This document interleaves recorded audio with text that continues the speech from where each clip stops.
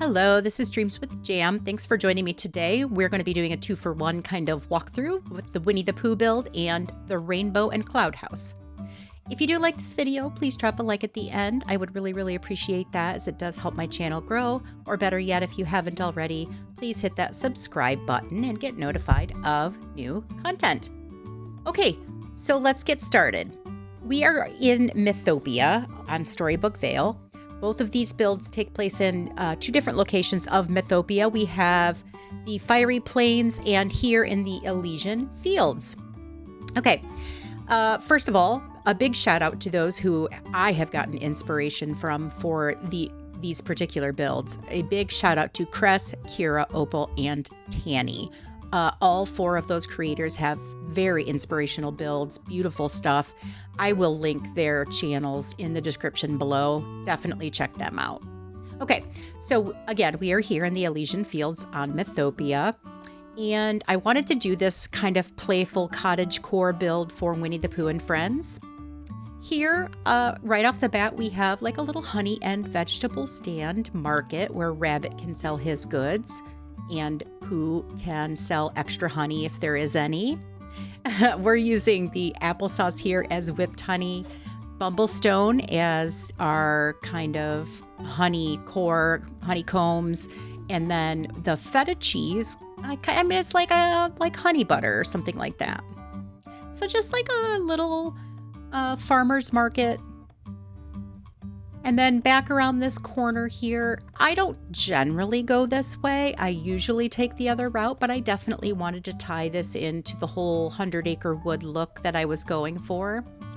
The trees that you'll see throughout this build come from 3 different places. We have the bind birch trees. Those are the red trees with the white trunks. The yellow trees are from the Mythopia pack, and then the green ones are the lush dragon trees from the main valley. Okay, so we'll head back around, and then we'll head deeper into the 100-acre wood. Owl and I will escort you through. Okay, so I used the fence here to kind of make it look like, you know, the opening to a different area, just to kind of add a little visual interest, etc. Off here to the left is my well, along with, I used this just like little playroom table here with some ice cream on it. Know if Roo and Tigger were having a ice cream break. And then I used the Winnie the Pooh house, which again is not a house skin itself. It is a furniture piece. So I turned that backwards here, and we're going to use this as Rabbit's house. So here's Rabbit's personal little garden and potting area. Just dropping some vegetables and things down for him from all different areas, the main valley, Eternity Isle, and Storybook Vale. Here's Rabbit's personal farm, and I feel safe going in. He's out right now, so he won't yell at us. Okay, so we can see here I planted lettuce, tomato, and carrots for Rabbit. And just here in the corner, don't forget you can decorate with the seed packs themselves, so you'll see those here and there. Also, I dropped pine cones and mushrooms. Those are not native things to Mythopia. I had to get them from the Bind and Ever After, and I brought them in and dropped them strategically here and there, just to kind of, again, add some visual interest, adding to that kind of overall wooded feel. And I figured Rabbit being Rabbit, he's definitely going to have a snippet repellent machine. He does not want any of those little devils flying into his garden. Here is my player house currently in Storybook Vale. I have used the leafy cottage as my house skin here. I thought that looked really pretty, and with this wooded build and the coloring, that deep red and rust color. The flowers I've used throughout here are sunflowers and the red Mythopia flower. Again, turning one of the Winnie the Pooh houses backwards, this is Owl's house, and I used some books and this pretty red mailbox for Owl, figuring he has a subscription service that drops his books for him out of the Library of Lore. Okay, so here we have our honey farm. We'll kind of, let's get our bees going here. I absolutely love coming through this little orchard here and hearing all these bees buzzing about. This is the fairy rye plant from Storybook Vale that is bobbing up and down there. I just like the tying kind of those purples in from the fencing that we are using here in this build, and with the purples of the flower themselves. You'll see here down on the ground here, there is mud splatter. That is a item that you collect while you're doing things in the Storybook Vale pack. You get mud as one of your resources for crafting and such. But I want to say it was opal, but I apologize if it was not. Again, I'm linking all 4 of the creators in this video.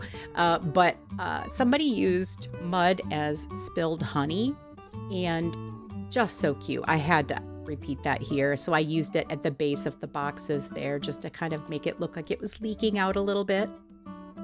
I tried to disguise the kind of ancient Greek statue things that are in this part of Mythopia. So you can see the house and everything is kind of in front, but didn't want to leave any blank space. So I did just toss a couple carts back there just to add to the aesthetic of this build. Here we have our birthday party set up. Just using some balloons, a little birthday cake, and some scattered chairs around the table here.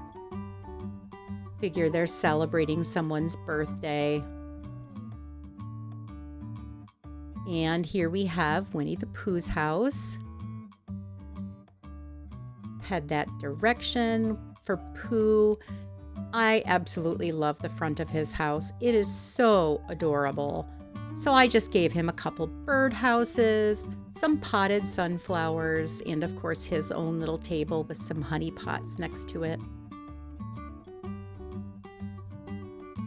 You can see that I used the new rock path on either side here, and there. Just not necessarily filling the pathway with that rock, but using it to kind of disguise corners and whatnot, not to make those kind of sharp turns with the path that we have, but softening that up a little bit, but it adds to the aesthetic overall as well. And then just some more fruits and vegetables here at the end. And then we're going to go ahead and turn this to evening and take a stroll at night and see what the lights look like. So you can see I am using the lights that we got with the Timon and Pumbaa pack. These are the firefly lanterns. I figured that just kind of lends itself to that whole Winnie the Pooh vibe in the 100-acre wood. More than, like, let's say the flower lamps that we have, which they would look beautiful as well if you have those and don't have these firefly lamps yet. The flower lamps would look great as well. I am using those currently in like a fairy build, so I wanted to do something just a little bit different in this build of mine. You can see there's a couple premium shop items like this, the leaf pile that's popping up there. And I think the harvest cart and the leaf cart may have come as a duo. I don't remember off the top of my head, but they are premium shop items.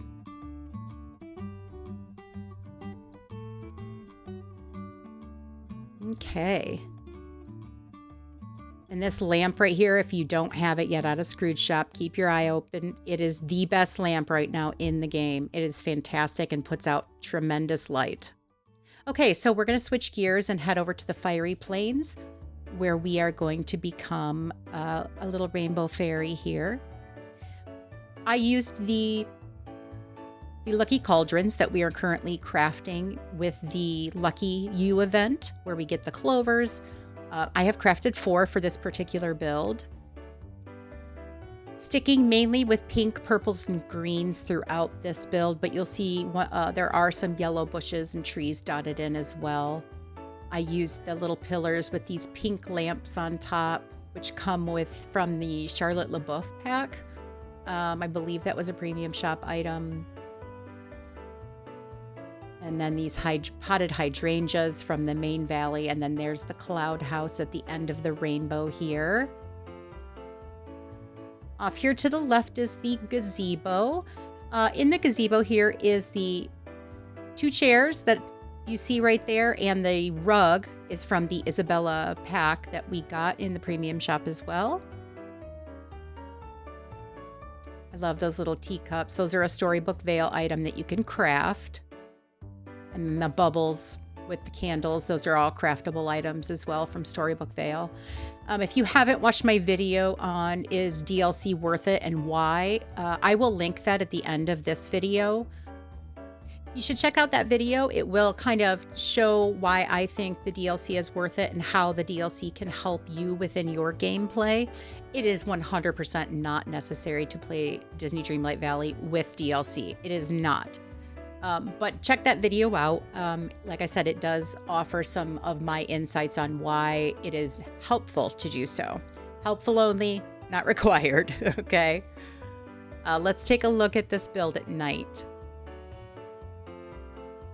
Okay, so heading back in, look at those rainbows. They are absolutely stunning at nighttime. I love that they did not dim the look of those rainbows for night. It is just beautiful. I love coming up here in the evening with these glowing mushrooms and the candles and the bubbles. It's just so magical. And if you are wondering about the path, yes, it took me forever.